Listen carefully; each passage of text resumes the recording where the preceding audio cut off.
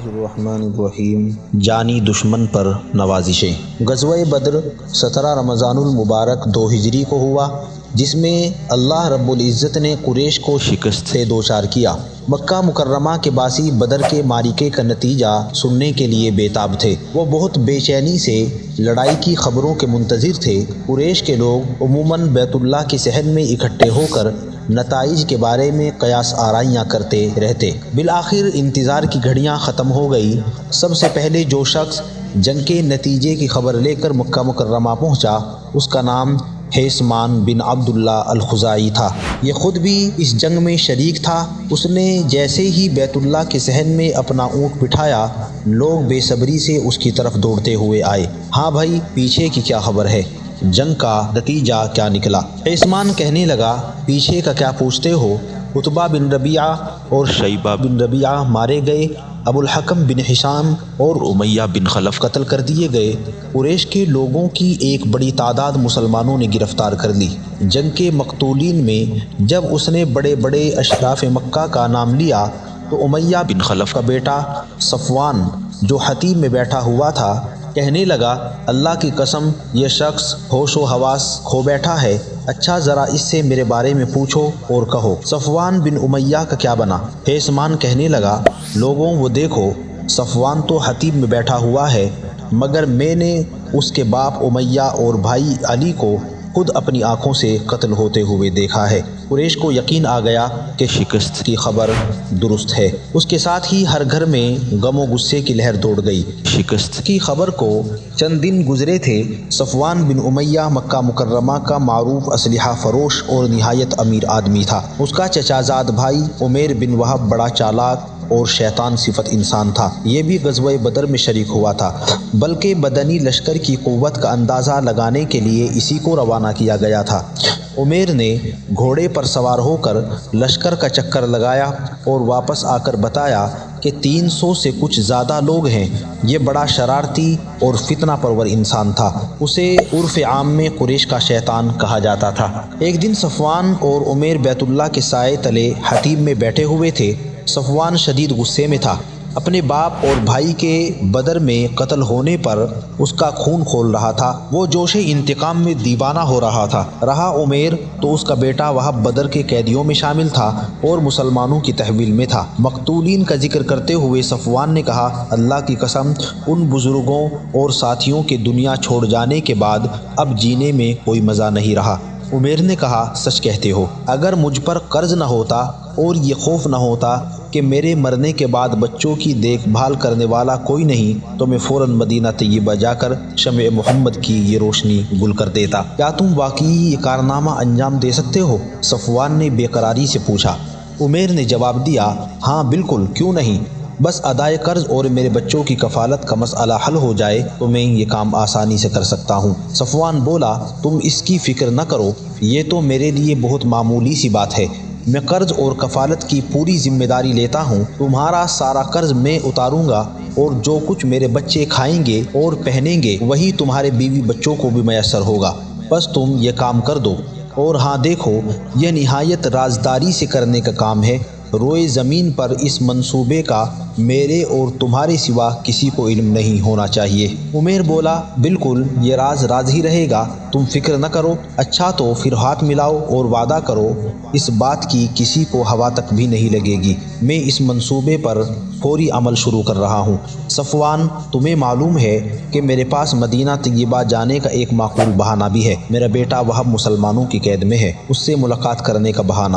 اس نے اپنے چہرے پر شیطانی مسکراہٹ بکھیرتے ہوئے کہا۔ صفوان گھر آ گیا، اپنی تلوار میان سے نکالی تو ذرا زنگ آلود نظر آئی۔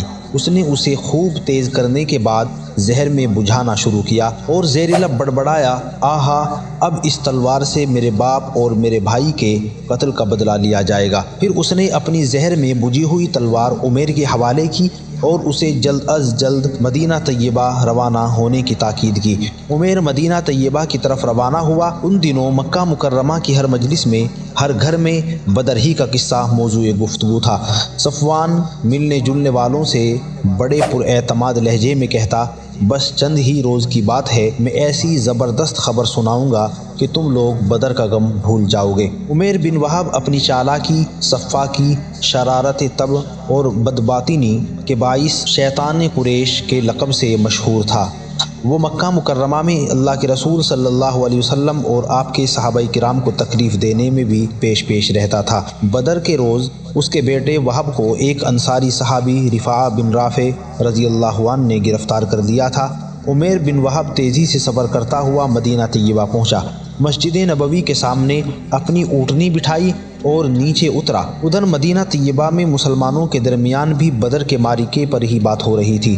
وہ اپنی کم تعداد کے باوجود اس فتح اور نصرت اور تائید ربانی پر اللہ تعالیٰ کا شکر ادا کر رہے تھے اور بدر کے واقعات دہرا کر خوش ہو رہے تھے۔ سیدنا عمر فاروق رضی اللہ عنہ دیگر صحابہ کرام کے ساتھ مسجد کے ایک کونے میں بیٹھے بدر کی باتیں کر رہے تھے کہ کیسے اللہ تعالیٰ نے اپنے فضل و کرم سے انہیں عزت اور وقار بخشا اور کفار کو ذلیل و خوار کیا۔ اچانک آپ کی نگاہ عمیر پر پڑی جو تلوار لٹکائے اللہ کے رسول صلی اللہ علیہ وسلم کی طرف بڑھتا چلا جا رہا تھا۔ سیدنا عمر فاروق رضی اللہ عنہ کی بصیرت کام آئی، کہنے لگے ہو نہ ہو اللہ کا یہ دشمن کسی خطرناک ارادے سے یہاں آیا ہے۔ یہ بدر کے روز لوگوں کو جنگ کے لیے بھڑکانے والوں میں پیش تھا۔ اسی نے اندازہ لگا کر کافروں کو مسلمانوں کی تعداد بتائی تھی۔ جناب عمر رضی اللہ عنہ نے اس کے گلے میں لٹکی ہوئی تلوار کے نیام کی پٹی سے اس کی گردن دبوچ لی اور اسے گرفتار کر کے خدمت نبوی صلی اللہ علیہ وسلم میں حاضر ہوئے۔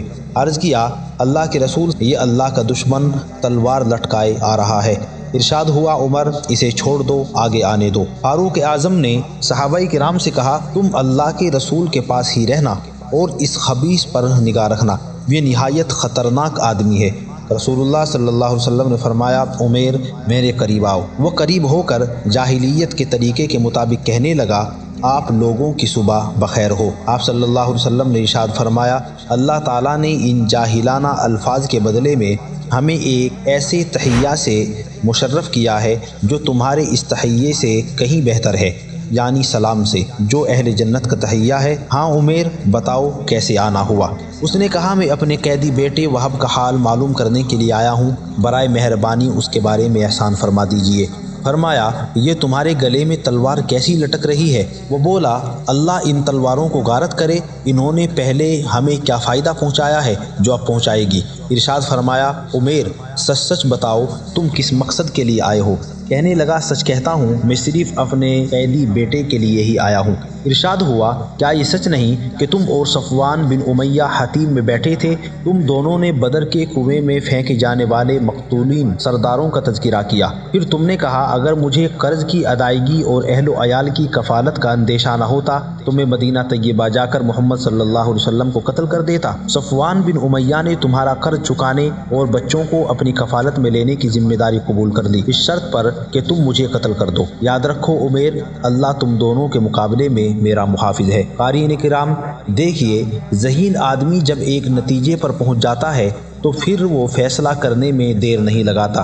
عمیر نے یہ سنا تو بے اختیار پکار اٹھا اشہد انک رسول اللہ، میں اس بات کی شہادت دیتا ہوں کہ یقیناً آپ اللہ کے سچے رسول ہیں۔ اللہ کے رسول آپ ہمارے پاس آسمانوں کی جو خبریں لایا کرتے تھے ہم انہیں جھٹلایا کرتے تھے، لیکن یہ معاملہ تو ایسا رازداری کا تھا کہ میرے اور صفوان کے علاوہ کسی کو اس کی ہوا بھی نہیں لگی۔ اللہ کی قسم مجھے یقین ہے کہ رب کائنات کے علاوہ کسی نے آپ کو یہ بات نہیں پہنچائی۔ اس اللہ کا شکر ہے جس نے مجھے اسلام کی ہدایت عطا فرمائی اور صراط مستقیم پر چلنے کی توفیق دی۔ اس طرف بھی خندہ پیشانی اور کشادہ دلی کا دریا موجزن ہے، عفو و کرم ایسا کہ وہ شخص جو سید الاولین والآخرین کو قتل کرنے کے لیے آیا ہے اس کے گناہوں نے جرم کو نہ صرف معاف کر دیا جاتا ہے بلکہ اسے اپنے ساتھیوں میں شامل کر دیا جاتا ہے۔ علامہ ابن الاسیر رحمۃ اللہ علیہ کے بیان کے مطابق عمیر بن وہب رضی اللہ عنہ کے اسلام لانے کے بعد سیدنا عمر رضی اللہ عنہ نے فرمایا کہ وہ جب مدینہ طیبہ آیا تو اس سے مجھے اس قدر شدید نفرت تھی کہ وہ مجھے خنزیر سے بھی بدتر لگتا تھا، مگر اسلام لانے کے بعد یہ مجھے اپنے بیٹوں سے بھی زیادہ پیارا لگنے لگا ہے۔ اللہ کے رسول صلی اللہ علیہ وسلم نے ارشاد فرمایا، میرے صحابہ اپنے اس بھائی کو دین سکھاؤ، اسے قرآن پڑھاؤ اور اس کے قیدی بیٹے وہب کو رہا کر دو۔ عمیر اس حسن سلوک کا تصور بھی نہیں کر سکتا تھا۔ اب وہ اپنی گزشتہ حرکات پر نادم ہے، ان کی تلافی کرنے کا خواہش مند ہے۔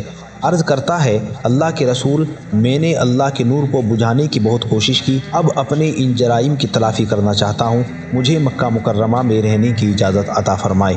میں اہل مکہ مکرمہ کو اللہ اور اس کے رسول اور دین اسلام کی طرف دعوت دوں گا۔ ان کی یہ درخواست منظور ہوئی، پھر وہ دین حق کے داعی بن کر مکہ مکرمہ میں مقیم رہے اور بہت سے لوگوں نے ان کے ہاتھ پر اسلام قبول کیا۔ ادھر صفوان اپنی مطلوبہ اور پسندیدہ خبر کا بڑی بے چینی سے منتظر تھا۔ وہ مدینہ طیبہ سے آنے والے ہر مسافر سے پوچھتا، ہاں بھائی، تمہارے پاس کوئی نئی خبر ہے؟ ایک دن اسے کسی سوار نے بتایا، صفوان، تمہارے لیے ایک بہت اہم خبر ہے۔ اس نے کہا، جلدی بتاؤ کیا خبر ہے؟ سوار نے کہا، عمیر مسلمان ہو گیا ہے۔ اس کے پاؤں تلے سے زمین کھسک گئی۔ اس نے قسم کھائی کہ وہ عمیر سے ساری زندگی کلام کرے گا، نہ اس کے کسی کام آئے گا۔ قارئین کرام، کبھی آپ نے دیکھا یا سنا کہ کسی شخص نے قتل کے لیے آنے والے کو اس طرح فراخ دلی سے معاف کر دیا ہو؟ یہ رسول اللہ صلی اللہ علیہ وسلم ہی تھے جنہوں نے اپنے حسن اخلاق سے لوگوں کے دلوں کو جیتا اور سروں پر نہیں بلکہ دلوں پر حکومت کی۔